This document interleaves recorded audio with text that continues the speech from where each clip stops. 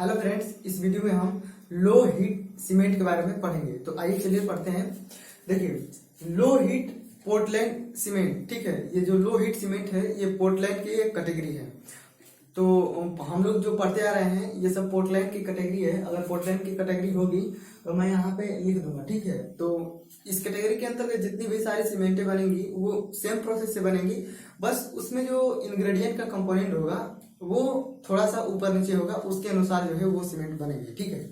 तो ये जो लो हीट पोर्टलैंड सीमेंट है ये इसको जो है IS 12600 के अंतर्गत जो है रखा गया है। IS 12600 इसको आप लोग याद रखेंगे क्योंकि एक बार पूछा भी है।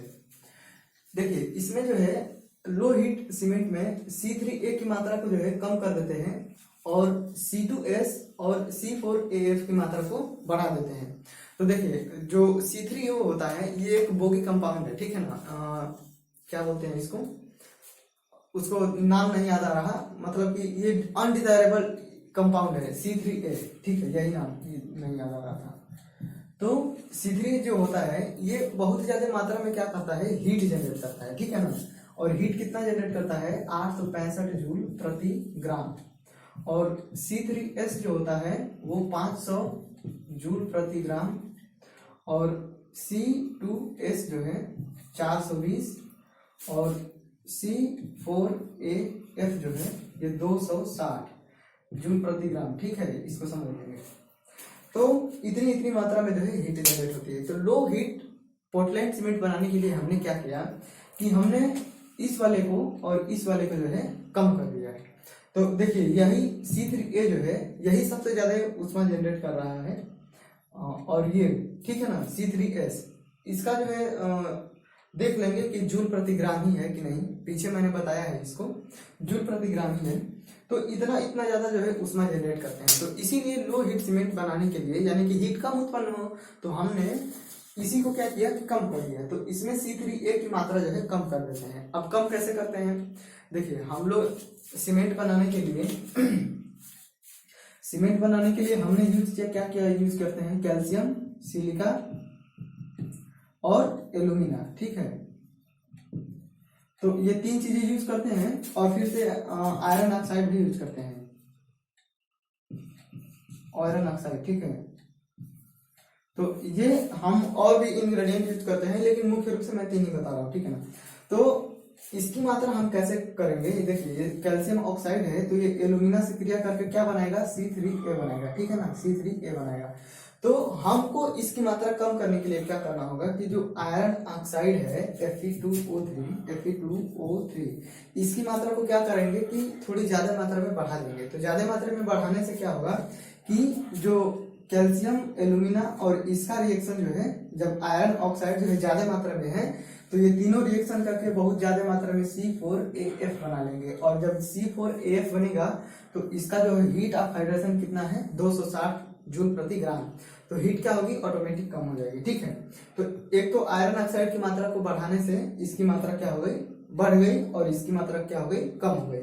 अब इसमें C2S और C3S में मसला है कि इसमें C2S का मात्रा जो है कैसे बढ़ जाएगा।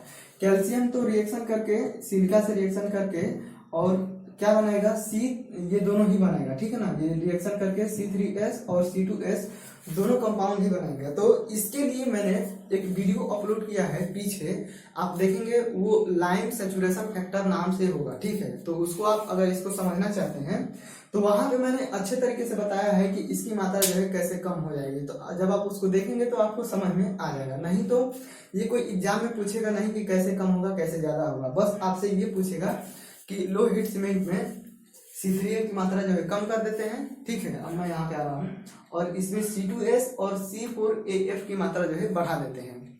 तो हमने जो है C2S और C4AF की मात्रा बढ़ा दिया है इसमें, ठीक है। अब इसका जो रेट ऑफ हाइड्रेशन है और rate of heat of hydration है, दोनों का मान क्या हो जाएगा, कम हो जाएगा। तो जो रिएक्शन करने की दर है, ठीक है ना, रेट ऑफ हाइड्रेशन का मतलब है कि वाटर के साथ रिएक्शन करने का दर। तो हमने जो चारों कंपाउंड बने थे ये जो, इनके लिए हमने सीक्वेंस पढ़ा था ना कि रेट ऑफ हाइड्रेशन का सीक्वेंस क्या है, rate of heat of hydration का सीक्वेंस क्या है, तो ये सब हमने पीछे देख लिया है, ठीक है। तो ये जो C2S है, ये C3S की तुलना में जो है इसका रिएक्शन करने का दर क्या होता है, कम होता है, ठीक है। और C4AF है, ये भी क्या होता है, इसका भी इसकी तुलना में रिएक्शन करने का दर क्या होता है, कम होता है। तो इसी वजह से रेट ऑफ हाइड्रेशन जो है कम हो जाता है। और हीट ऑफ हाइड्रेशन, तो हीट ऑफ हाइड्रेशन आप देख ही रहे हैं कि इन दोनों का जो है उष्मा निकालना जो है, ये उष्मा निकालने की दर क्या है, कम है, ठीक है ना। जो टोटल उष्मा निकलेगी वो कम ही निकलेगी, और ये जो है देखिए ये बहुत तेजी से उष्मा रिएक्शन करता है तो निकालता है, और ये भी बहुत तेजी से निकालता है, ठीक है। तो यहाँ पे जो है इसका जो है हीट ऑफ हाइड्रेशन का जो क्रम है वो भी कम हो जाएगा। अगर आप एक बार इसका जो सीक्वेंस मैंने बताया है वो आप देखेंगे कि किसका कौन सा सीक्वेंस है, कैसे है, तो आपको बहुत अच्छे से समझ में आएगा। तो यहाँ पे ये हो गया। अब इसका इनिशियल सेटिंग टाइम जो है 60 मिनट और फाइनल सेटिंग टाइम जो है 10 घंटे से कम नहीं होना चाहिए, ठीक है, 10 घंटे से कम नहीं होना चाहिए। तो देखिए इनिशियल सेटिंग टाइम इसका जो है 60 मिनट होता है, इस चीज को ध्यान में रखेंगे। ये एग्जाम में पूछता है कि जो लो हीट सीमेंट है उसका इनिशियल सेटिंग टाइम कितना होता है, तो 60 मिनट होता है। अब जाहिर सी बात है कि इनिशियल सेटिंग कौन प्रदान करता है, इनिशियल सेटिंग तो सबसे ज्यादा C3A ही प्रदान करता है। तो इस वजह से क्या होगा कि हमने C3A की मात्रा तो कम कर दी है, तो इस वजह से क्या होगा कि इनिशियल सेटिंग टाइम जो है वो बढ़ जाएगा थोड़ा सा, ठीक है ना। और इसका जो फाइनल सेटिंग टाइम है वो 10 घंटे से कम नहीं होना चाहिए, मिनिमम जो है 10 घंटे इसका फाइनल सेटिंग टाइम होना चाहिए।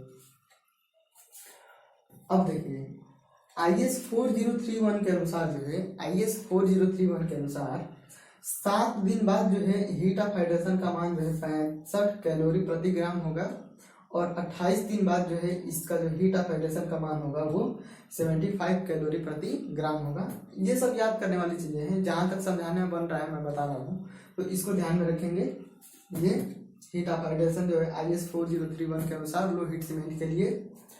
अब इसका देखिए यूज कहाँ करेंगे, तो इसका जाहिर सी बात है कि जब ये लो हीट सीमेंट उत्पन्न कर रहा है तो इसको चाहे कितना हम बल्क मात्रा में यूज कर लिया जाए, या मास मतलब बहुत सारे ढेर एक ही बार हम यूज कर ले कहीं पे, तो जब उसमें ज्यादा जनरेट नहीं होगा तो अंदर जो है हीट नहीं होगी, और हीट नहीं होगा तो एक्सपेंशन नहीं होगा, और एक्सपेंशन नहीं होगा तो क्रैक्स नहीं जनरेट होगा, ठीक है। तो इसीलिए इसका यूज हम मास कंक्रीटिंग में या बल्क कंक्रीटिंग में, बल्क और मास का मतलब एक ही है कि जहाँ पे ढेर सारी कंक्रीट जो है एक ही बार में हम यूज कर रहे हो, तो वहां पे करेंगे, डैम में कर लेंगे। डैम बनाते हैं, ब्रिज बनाते हैं और रिटेनिंग वॉल बनाते हैं, तो वहां पे एक साथ बहुत सारा जो है कंक्रीट यूज करते हैं, तो इसका यूज जो है वहां पे हम कर सकते हैं। तो लो हीट सीमेंट में इसको ध्यान में रखेंगे, इनिशियल सेटिंग टाइम को और इसको, और बाकी इधर जो है मैंने बता दिया, आपको समझ में आ गया होगा मुझे आशा है।